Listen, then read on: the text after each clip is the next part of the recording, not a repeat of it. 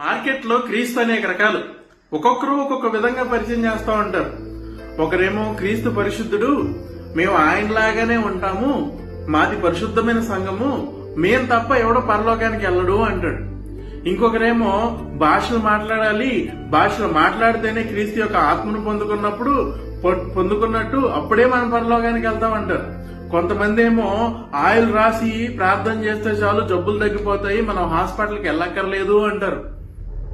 ఇట్లా ఒక్కొక్కరు ఒక్కొక్క విధంగా క్రీస్తుని పరిచయం చేస్తారు. అసలు క్రీస్తు అంటే ఏంటి, క్రైస్తవత్వం అంటే ఏంటి, దేవుడు ఈ లోకానికి ఎందుకు వచ్చాడు, ఇదంతా మనం ఎందుకు వింటున్నాం, ఎందుకు నమ్మాలి అనేది ఎవరికి వారు ఇండివిజువల్ గా ఈ యొక్క బైబిల్ ని చదివి తెలుసుకోవాలండి.